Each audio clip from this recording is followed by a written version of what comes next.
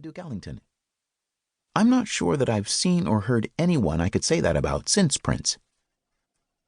I got to play with him one more time in London at the O2 during his 21 nights in London residency. He asked if I'd play The Long and Winding Road again, and this time he stayed on stage throughout. It was a real thrill, as exciting as playing with John Lennon or Bob Dylan or Ray Charles. But then, watching Prince perform that night from the audience was just as thrilling.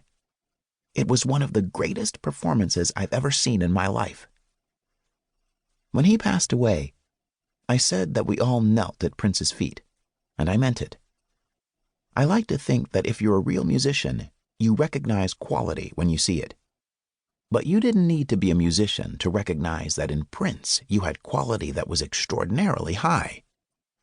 You just needed ears and eyes. Elton John, January 2021. Preface. What's the use in half a story, half a dream? Lyrics from The Ladder. Everything starts with a need. In the 1980s, we needed Prince. We didn't realize it, but we did. If you don't think so, imagine the 80s without him. No Purple Rain, no 1999, no Prince sitting naked on the cover of Love Sexy. Okay, we didn't need that one, but we wanted it. We wanted someone to slap us upside the head with a funky bass line or shock our senses with a song that had no bass line. We needed that because in many ways music had gone stale and there was little danger left. We needed someone to threaten the status quo, but also to push us to get off our asses and dance. We needed someone to remind us of the power of funk, the unbridled joy of riding a greasy groove and earning the sweat from dancing all night to a pounding thump you could feel in your core. Prince brought that danger in so many ways. According to Eric Clapton, this is someone who is a reincarnation of Little Richard, Jimi Hendrix, and James Brown in one. I thought that's exactly what the world needed. When one of the greatest guitarists of all time explains the need for Prince, you take notice. I started writing the first book in this series because I needed to tell his story.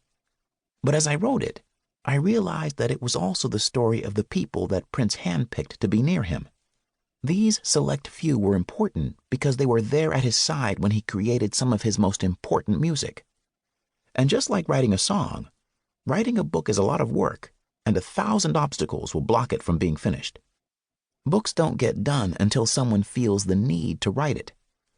Once I finished the first volume, I realized that, although it was a complete story, his story wasn't finished being told. Which brings me to this book and the other half of the dream. Wait a minute. Supposedly sequels never live up to the original. Well, this isn't really a sequel at all. It is the second half of Prince's story while he was working with the Revolution. The first book in this series was about the rise of Prince and the birth of the Revolution, and how vital they were to Prince's success, and how deeply involved in his work they'd become. But that was only half of the story.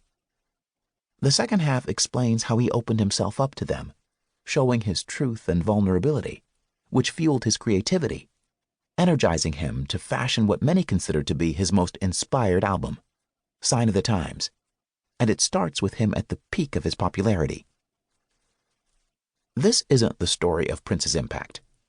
We all can see that in ourselves, because you wouldn't be listening to this if he didn't influence you in some way. But this book is about his contributions to his music, and more accurately, what parts of himself were exposed, because there is a lot of Prince in his art. His songs were a combination of diary, observation, and confessional. Prince wore many masks and didn't reveal himself to his fans. There were glimpses, but he seemed to enjoy the mystery and the playful deception we accepted from him. Not that he was tricking us, but he was using every chance he had to reveal just enough about himself to keep us interested. A clever smile here and a raised eyebrow there said a lot from a man who refused to talk.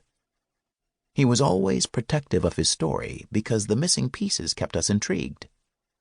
But as enjoyable, or frustrating as that was, his life took on bigger meaning when we lost him as early.